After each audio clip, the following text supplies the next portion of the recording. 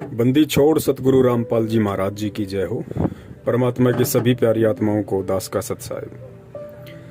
ये जो अखबार की कटिंग किसी भाई ने ग्रुप में डाली है, जिसमें सतलोक आश्रम मैनेजमेंट हरियाणा के पदाधिकारी लोग और मैनेजमेंट के मीडिया प्रभारी चांद राठी जी प्रेस कॉन्फ्रेंस के माध्यम से पत्रकारों से कह रहे हैं कि यदि केस वापस नहीं लिए तो चुनाव में करेंगे भाजपा का बहिष्कार।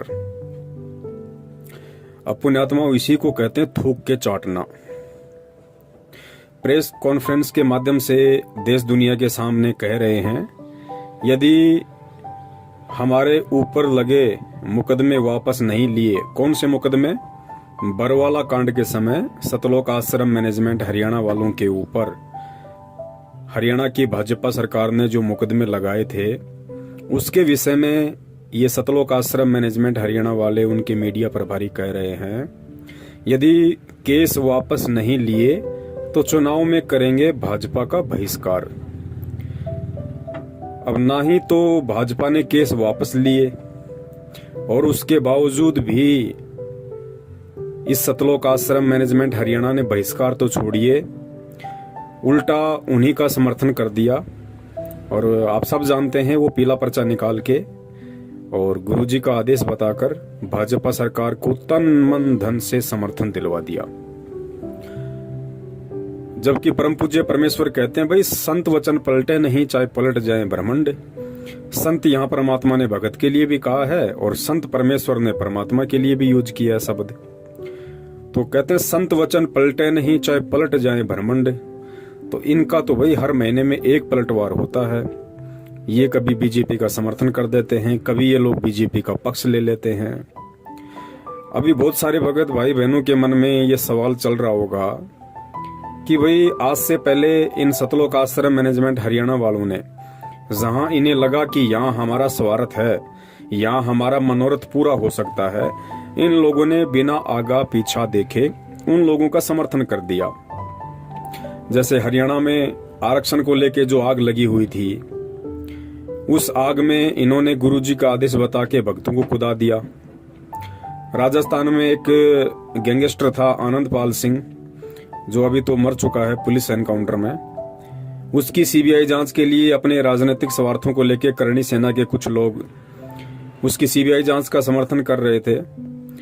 तो देखिए, भगत होके, और वो भी कबीर भगत होके, और एक गुंडे की सीबीआई का जांच सतलोक आश्रम मैनेजमेंट हरियाणा ने संगत से करवा दिया, मूर्ख संगत से, और लाखों का दान भी उन लोगों को दे दिया।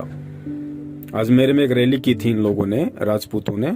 तो उस राजपूतों की सभा में जो एक गैंगस्टर के समर्थन में थी और भगत होकर सतलोक आश्रम मैनेजमेंट हरियाणा ने हजारों की संख्या में भगत भाई बहनों को उस रैली में शामिल करवा दिया, नारे लगवाए, और सबके सामने वहां एक जोधपुर से कोई एलडी है, उसने 5 लाख रुपए का चेक भी दिया।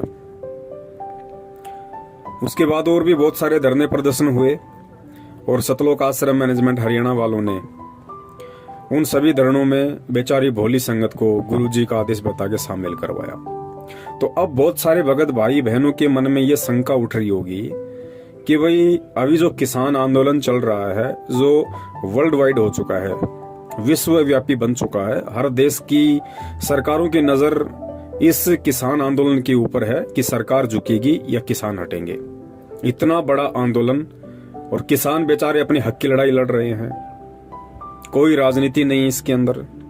उसके बावजूद भी इन काल एजेंट सतलोक आश्रम मैनेजमेंट हरियाणा वालों ने किसानों का समर्थन क्यों नहीं किया? इसके पीछे एक बहुत बड़ा रीजन है पुण्यात्मा। समझदार भगत भाई बहन समझ जाएंगे, और जिनकी बुद्धि में कचरा भरा हुआ है वो नहीं समझेंगे। देखिए, सबसे पहला रीजन तो ये है भाजपा सरकार के खिलाफ ना बोलने का इन लोगों के द्वारा।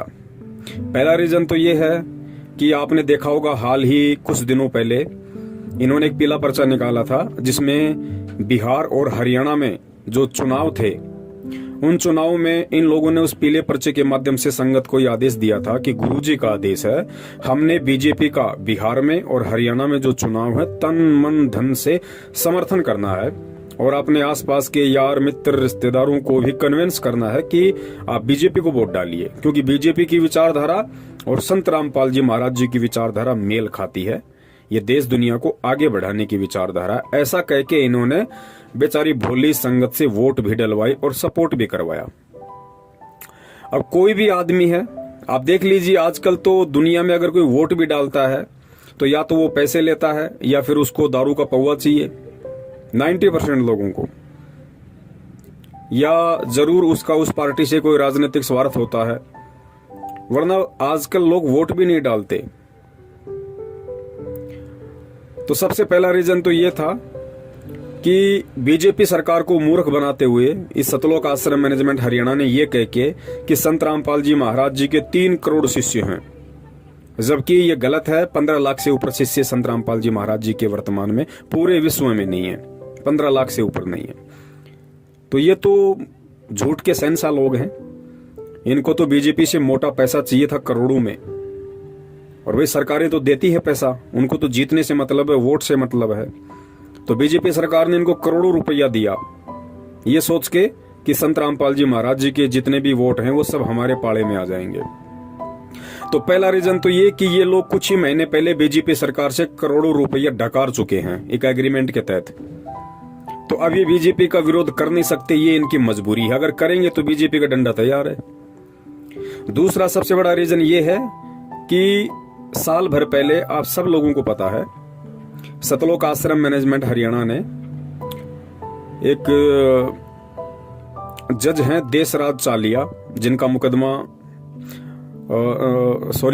सतगुरुदेव जी का मुकदमा जिनके अंडर में था, विचाराधीन था। तो इन लोगों ने क्या किया, उस देशराज चालिया को भड़काने के लिए सरासर अन्याय नामक एक पुस्तक निकाली थी, और उस पुस्तक का इन्होंने कोर्ट में प्रचार करवाया, बाहर भक्तों के माध्यम से प्रचार करवा दिया। तो उस जज देशराज चालिया ने उस पुस्तक के ऊपर एक्शन ले लिया, और उस पुस्तक में जितने भी लोगों के नाम और पते लिखे हुए थे उन सभी के ऊपर उसने हाई कोर्ट में मुकदमा ठोक दिया। ये बात संगत को नहीं पता है ज्यादातर। तो जज देशराज चालिया जी ने सरासर अन्याय नामक पुस्तक के खिलाफ उसमें जितने भी लोगों के नाम पते और एड्रेस दे उन सभी के खिलाफ मुकदमा ठोक दिया। सभी लोगों को तारीख पे जाना पड़ा, और तारीख पे इन लोगों ने उस जज के पैर पकड़े, हाथ जोड़े, अपनी गलती मानी कि साहब हमने आपके खिलाफ गलत लिखा, ये हमारी गलती थी। इन्होंने समझौता कर लिया सरकार के साथ और जज देशराज चालिया के साथ, अपनी गलती मानते हुए कि हमने जो सरासर अन्याय पुस्तक लिखी है वो बिल्कुल गलत है, हमने नहीं लिखनी चाहिए थी, वो हमारी गलती है, हम आपके पैर पड़ते हैं, आप हमें माफ कीजिए। तो जज देशराज चालिया ने मुकदमा तो कैंसिल नहीं किया, वो तो पेंडिंग चल रहा है, लेकिन समझौता कर दिया कि ठीक है आगे से ऐसी गलती ना करना, लेकिन मुकदमा अभी की अभी वैसा का वैसा है।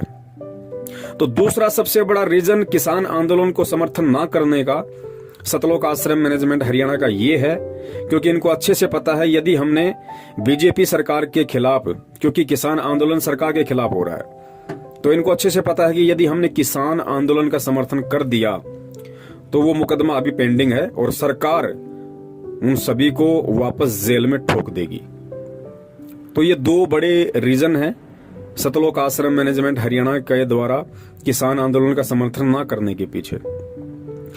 तो बाकी जो संगत है दास उनसे निवेदन करेगा, भाई बहुत समय हो गया है अज्ञानता की नींद में सोते हुए। यार कुंभकर्ण भी 6 महीने के बाद जाग जाया करता था, और अब तो 6 साल होने को चली हैं, अब तो जाग जाओ भगत होके। तुम्हारे क्या स्वार्थ हैं सतलोक आश्रम मैनेजमेंट हरियाणा के साथ? भाई भक्ति तुम कर रहे, नाम तुम्हें परमात्मा ने दिया, मर्यादा तुम्हें परमात्मा ने दी, रक्षक तुम्हारा परमात्मा है, भक्ति तुमसे परमात्मा करवाएगा, सतलोक तुम्हें परमात्मा लेके जाएगा। मेरे कहने का मतलब ये है कि बाकी जो संगत है जो मूर्खता में, अज्ञानता में, नादानी में सतलोक आश्रम मैनेजमेंट हरियाणा को ही अपना भगवान समझ के उनके तलवे चाटने में लगी हुई है, क्या सारी जिंदगी ऐसे ही लगे रहोगे? क्या फायदा फिर इस परमात्मा की शरण में आने का, ये अनमोल तत्व ज्ञान लेने का? अगर ये गुलामी चापलूसी ही करनी थी तो भाई ये तो पहले भी कर रहे थे ना। फिर भक्ति मार्ग में आके भी अगर वही निंदनीय कर्म करोगे, फिर क्या मतलब है तत्व ज्ञान लेने का? भाई निकलो, इस मानसिक गुलामी से निकलो। इस सतलोक आश्रम मैनेजमेंट हरियाणा ने जो गुलामी की बेड़ियां तुम्हारे पैरों में डाल रखी हैं, उससे बाहर निकलो। भाई तुम समर्थ के बच्चे हो, परमात्मा के बच्चे हो। अरे परमात्मा का बच्चा सूरवीर होता है, सूरवीर। सूरवीर किसे कहते हैं पता है? सूरवीर उसे कहते हैं जो केवल सत्य की लड़ाई लड़ता है, और सत्य की लड़ाई में चाहे उसका शीश कट जाए वो घबराता नहीं है। तो पहले अपने बाप को देखो कि तुम्हारा बाप 2-2 बार जेल, दुनिया से किस कदर वैर भाव, वो भी सत्य के लिए, आप और हमारे तक ये सच्चाई पहुंचाने के लिए, आप और हमारे उज्जवल भविष्य के लिए। और हम क्या कर रहे हैं? हम उन्हीं लोगों के पैर चाट रहे हैं, गुलामी कर रहे हैं, उन लोगों के मानसिक गुलाम बन के रह गए जिन लोगों की नादानी के कारण, जिन लोगों के षड्यंत्र के चलते 2014 बरवाला कांड हुआ। और तुम्हारे परमपिता परमेश्वर सतगुरु रामपाल जी महाराज जी को उन्हीं लोगों की मनवस हरकतों के चलते और 5-5 व्यक्तियों के मर्डर के मुकदमे में डबल आजीवन उम्र कैद की सजा हो चुकी है।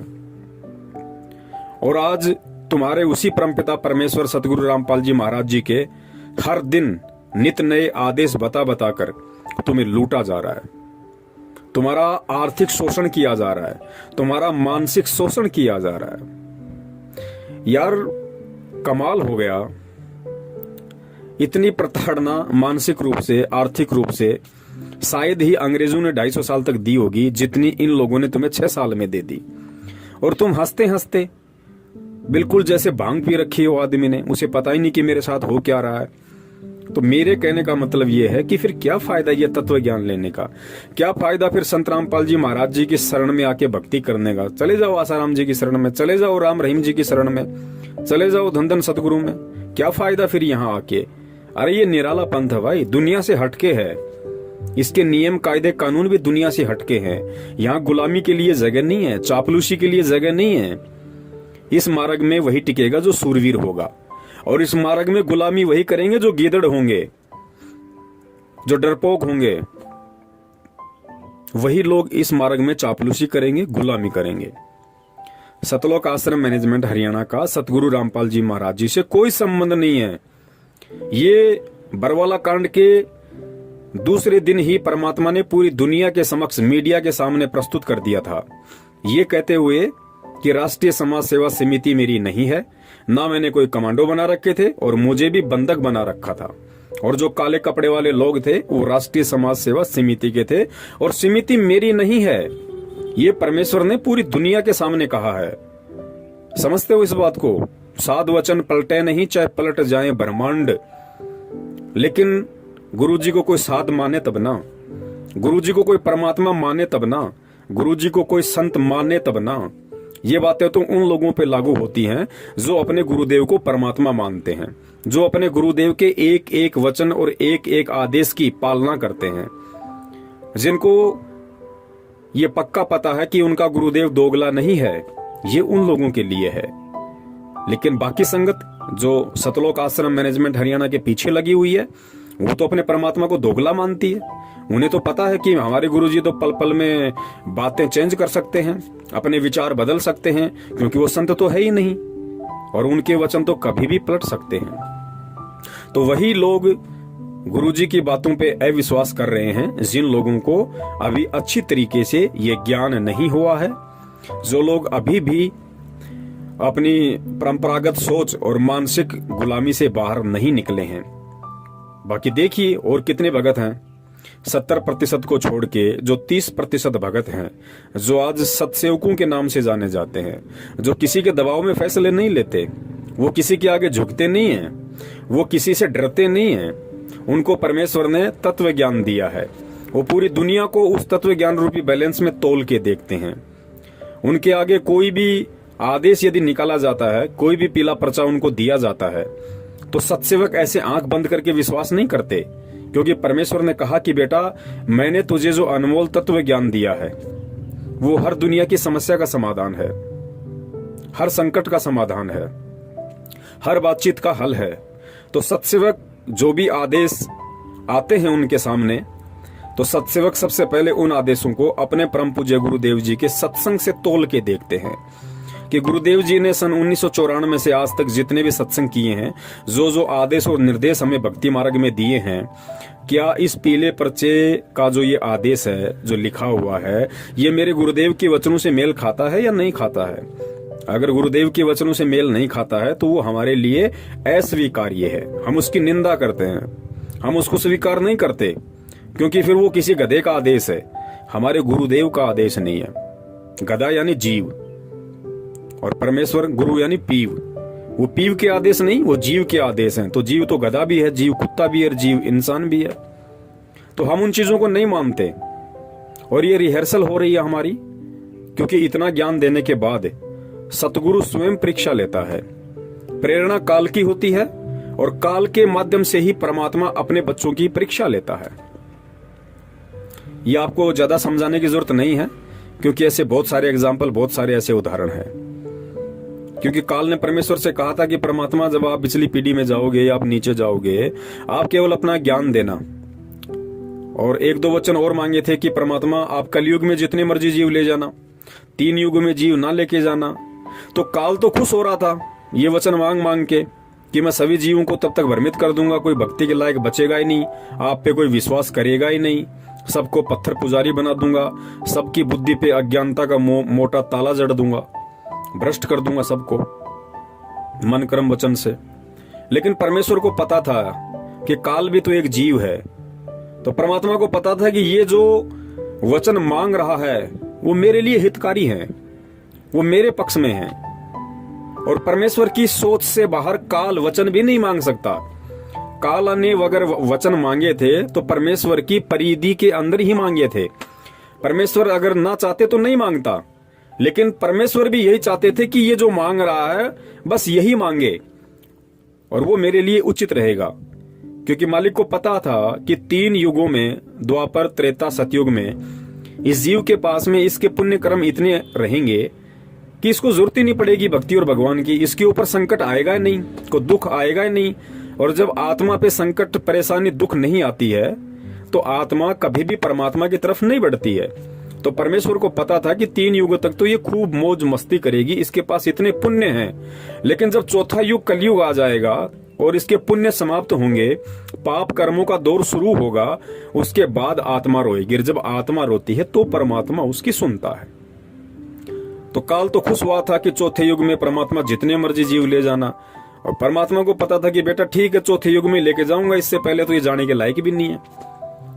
तो ठीक इसी प्रकार पुण्यात्माओं, वर्तमान में जो घटनाएं घट रही हैं, सतलोक आश्रम मैनेजमेंट हरियाणा के माध्यम से जितने भी मनवस तानाशाही फरमान संगत के सामने पेश किए जा रहे हैं और गुरुजी के आदेशों का जुमला पहना के संगत से उनकी पालना करवाई जा रही है, संगत का भक्ति धन बर्बाद करवाया जा रहा है, श्वासें और समय बर्बाद करवाया जा रहा है, ये सारे के सारे कुक्रम काल प्रेरणा से ये सतलोक आश्रम मैनेजमेंट हरियाणा वाले कर रहे हैं।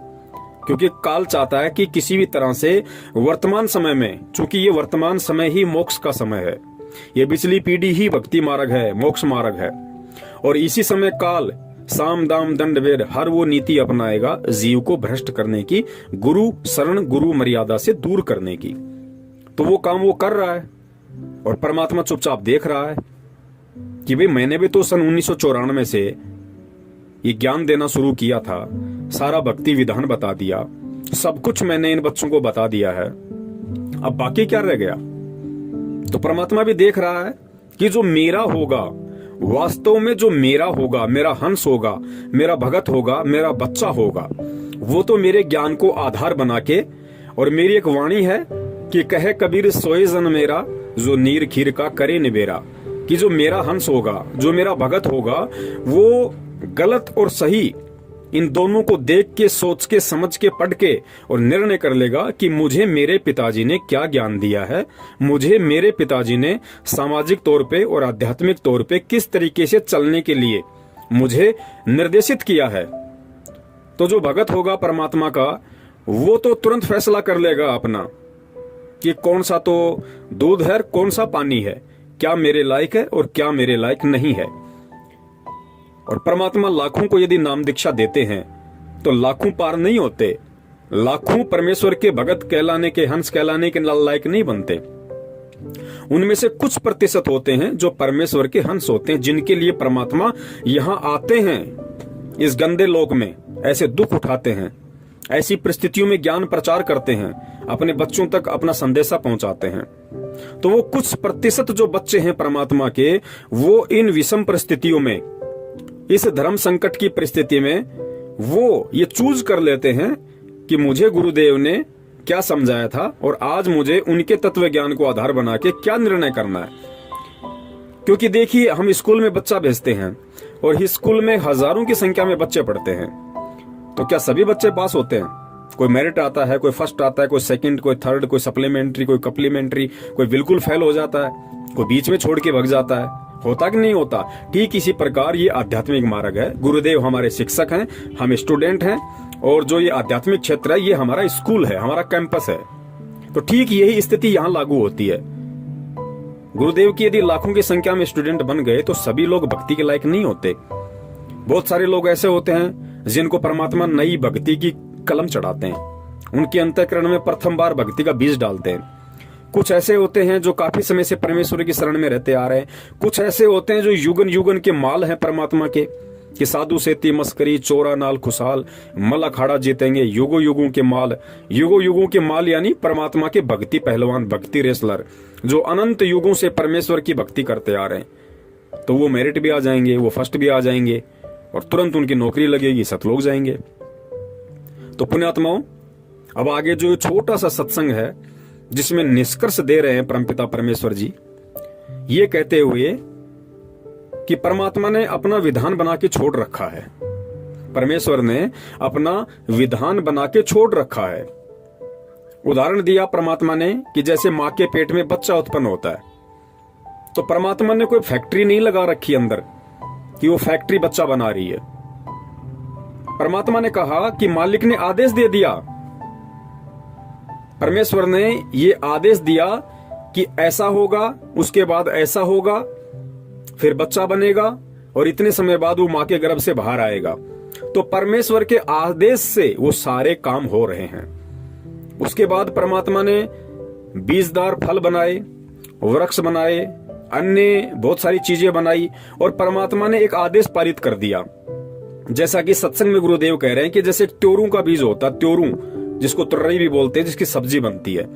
तो परमात्मा ने कहा कि देखो एक छोटा सा बीज वो जमीन में डाल दिया, जमीन में डालते फिर वो अंकुरित होता है, पौधा बनता है, आगे बढ़ता है, बेल लगती है, फल, उसके फूल लगते हैं, फिर उसके फल लगते हैं, फिर इतनी लंबी वो त्योरू लग जाती है उसके, लगभग 1.5-2 फुट की। तो परमेश्वर ने बताया कि परमात्मा उसके पास नहीं बैठा कि लो आज मैंने जमीन में डाल दिया, 2 दिन बाद ये अंकुर फूटेगा, फिर ऐसा होगा, फिर ऐसा होगा। नहीं, गुरुदेव ने बताया कि परमेश्वर ने एक विधान बना के छोड़ दिया कि ऐसा होगा, उसके बाद ऐसा होगा, फिर ऐसा होगा, फिर इसके फल लगेगा। तो परमेश्वर ने वो अपना विधान बना के छोड़ दिया। अब उस विधान के अकॉर्डिंग वो सारे काम होंगे, जो जैसा करेगा वैसा वो पाएगा। परमात्मा ये नहीं देखती कि ये अच्छा कर्म कर रहा है या ये भगत बुरा कर्म कर रहा है, परमात्मा नहीं देखेगा इस चीज को। परमात्मा ने तो एक विधान बना के छोड़ दिया कि मेरा विधान ये है, जो ऐसा करेगा वो ऐसा फल प्राप्त करेगा अंत में, और जो ऐसा करेगा वो ऐसा फल प्राप्त करेगा अंत में। और सारे लेखे जोखे के लिए परमात्मा ने इसी मानव शरीर के अंदर एक गुप्त यंत्र बना दिया जिसको चित्रगुप्त कहते हैं। एक ऐसा चिप लगा दिया सूक्ष्म रूप वाला जो दिखाई नहीं देता, जिसको चित्रगुप्त कहते हैं। चित्र यानी चित्र, जो भी घटना घट रही है चित्र, और गुप्त यानी गुप्त रूप से जो दिखाई ना दे। तो हम जो भी मन वचन कर्म से जो भी हम क्रिया करते हैं, गुरुदेव ने बताया कि रोजाना उसका एक फैक्स परमात्मा के दरबार में जाता है और तुम्हारा एक विधान बन रहा है कि तुम क्या कर रहे हो और क्या नहीं कर रहे हो। और भक्ति मार्ग में आने के बाद, सतगुरु की शरण में आने के बाद, जो अनजान व्यक्ति हैं जगत वाले, उनसे भी ज्यादा अगर गलत काम करोगे तो तुम दोषी होगे परमात्मा के। जिस प्रकार गुरुदेव ने बताया कि एक छोटा बच्चा होता है और छोटा बच्चा यदि लैट्रिन खा ले, गोबर खा ले, तो माता पिता उससे नाराज नहीं होते, माता पिता दुखी नहीं होते। माता पिता को पता है कि अब ये नादान है, नासमझ है, बालक बुद्धि है, तो परमात्मा माता पिता उसको दूर करते हैं वहां से तुरंत। कुछ नुकसान हो जाता है तो डॉक्टर को भी दिखाते हैं, उससे नाराज नहीं होते। लेकिन वही लैट्रिन और गोबर यदि वो बच्चा 15 साल का होने के बाद खाए तो माता पिता उसको थप्पड़ मारेंगे। क्यों? क्योंकि माता पिता को पता है कि मूर्ख, जब तेरे को पता है कि ये लैट्रिन है, ये गोबर है, तू समझदार है, तू चल सकता है, बोल सकता है, तू समझ सकता है चीज को, तू चौथी क्लास में पढ़ रहा है, तू 5वीं में पढ़ रहा है, तूने लैट्रिन कैसे खाई, गोबर कैसे खाया तूने, तेरे अंदर अकल नहीं थी? तो माता पिता उसकी पिटाई करते हैं क्योंकि उसको मालूम था उन चीजों के विषय में, उसके बावजूद भी उसने गलती की तो वो सजा का हकदार हुआ।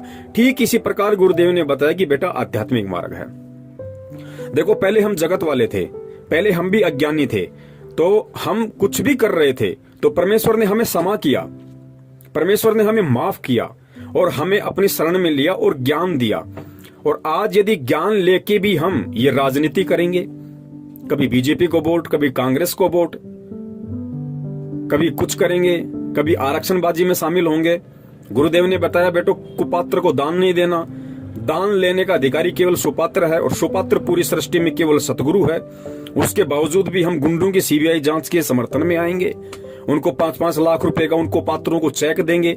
जो धन लेने के अधिकारी केवल सतगुरु है।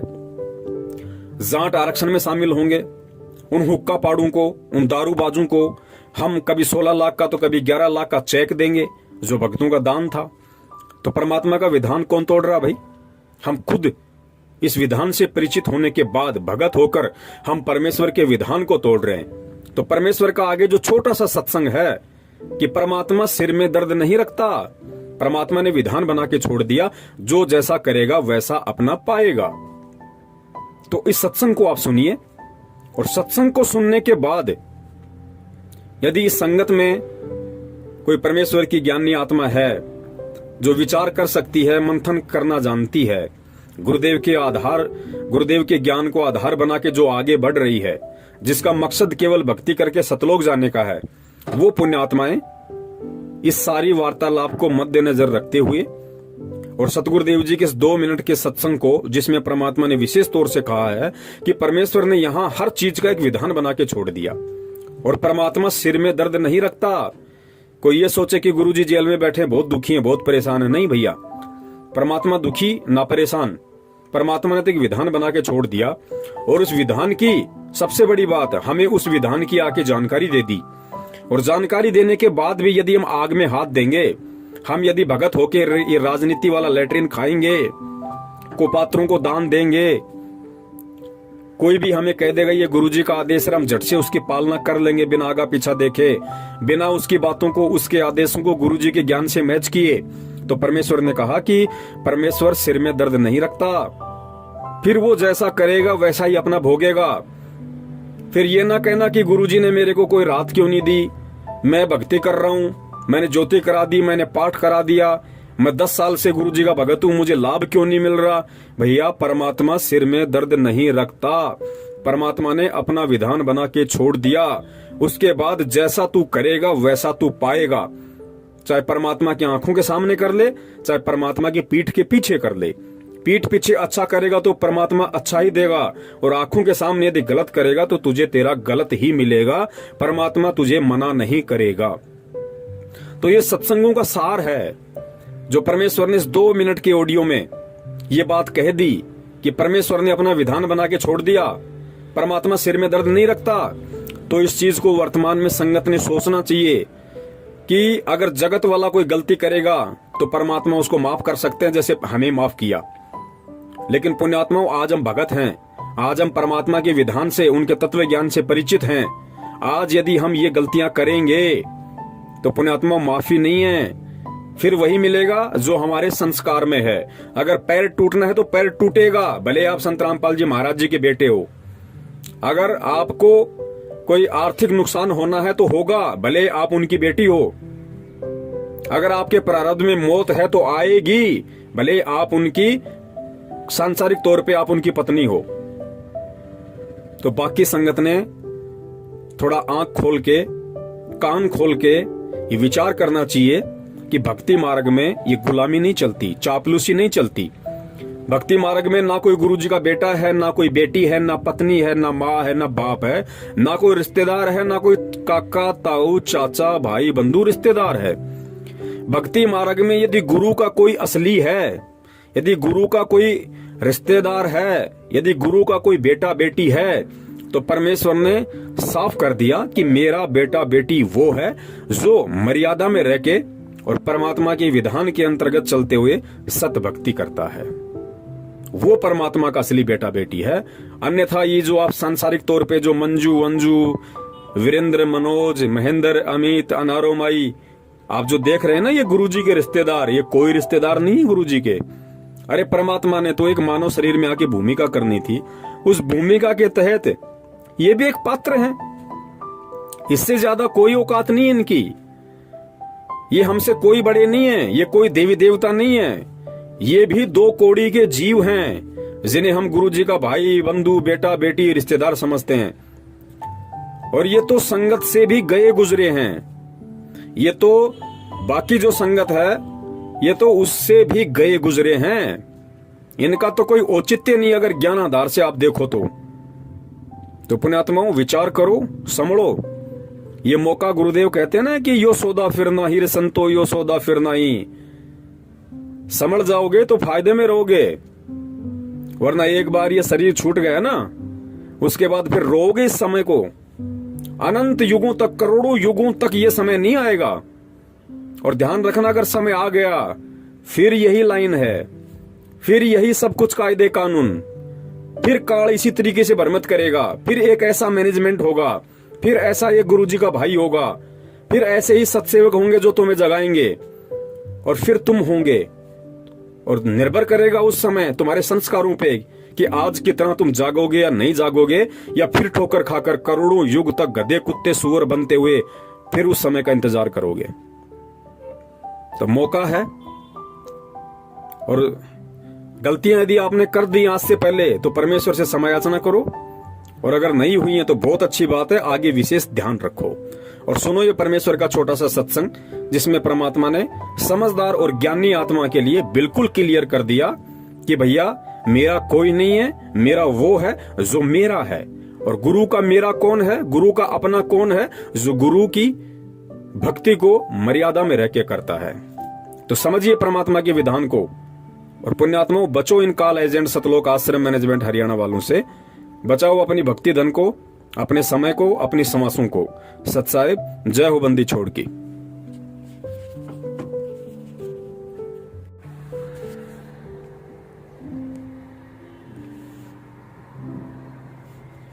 और उसको भी कह दिया कि तूने भी इसके ऊपर आसक्ता व्यक्त की है, तो परमात्मा के दिल से उतर गए हो और जाओ इसके साथ धक्के खाओ। तो इस ज्योत निरंजन ने फिर बहुत विनय करी कि मुझे यही रहने दे, बाहर ना निकाले। जोगजीत मेरी अर्ज कर दे परमात्मा से। जोगजीत ने कहा कि फाइनल फैसला है, जोगजीत रूप में परमात्मा ने कहा, और निकल गया यहाँ से। 2 सेकंड लगा बस। इतने में इतना ही कहना था, ये 21 ब्रह्मांड विमान की तरह खिसक पड़े वहां से। पर जिसके एक वचन पर सारे ब्रह्मांड चल रहे हैं, कबीर परमात्मा के, सतपुरुष के, पूरे एक वचन से कि जाओ ऐसे ऐसे करो, ऐसे सब पदार्थों में गुण एक वचन से भर दिए। और वो अपनी क्रिया उस परमात्मा के वचन से कर रहे हैं। अब जैसे एक तोरी का बीज कैसा होता है, और उसको बीज देते हैं और उसमें क्या बन जाता है, फिर आगे क्या लगते हैं, क्या ये जादू नहीं? ये ब्रह्मांड ऐसे ही बनाए परमात्मा ने, उसके वचन से ये सब पदार्थ कार्य कर रहे हैं, उनमें गुण भर दिए परमात्मा ने कि ऐसे से ऐसे तुम ऐसा होगा, ऐसा ही हो रहा है। हमारा माँ के पेट में शरीर बनता है, एक पानी की बूंद तो है, अंदर फैक्ट्री लगा रखी है, उस मालिक का आदेश ऐसे होगा। अरे देखो क्या बने हैं, कैसे सुंदर, कितने कितने मोड़, कहाँ कहाँ इसमें हार्ड न्यारे, चाम अलग से, रक्त अलग से, सब मलमूत्र की कोथली न्यारी न्यारी। कोई ये बना के दिखाओ साइंस वाले किसी मटेरियल से, ऐसे उस परमात्मा का ही मटेरियल है, उससे ये अनुसंधान कर लेते हैं। और भूल जाते हैं भगवान को। तो सब गुण उसी के दिए हुए हैं, उनका आदेश है ऐसे ऐसे होगा, इसके बाद ऐसे होगा, वो ही हो रहा है। अब परमात्मा ने सारा कुछ बनाकर शर्म दर्द नहीं रखा, विधान बना दिया, ऐसा करेगा उसको ऐसा होगा, ऐसा करेगा उसको ऐसा फल मिलेगा, इस बीज से ये होगा, इसमें ये गुण है, सभी पदार्थ बनाकर भेज दिए। और फिर विधान बना दिया कि ये मंत्र जाप करोगे तो इस तरह लाभ होगा, ये आपकी आपत्तियां टल जाएंगी।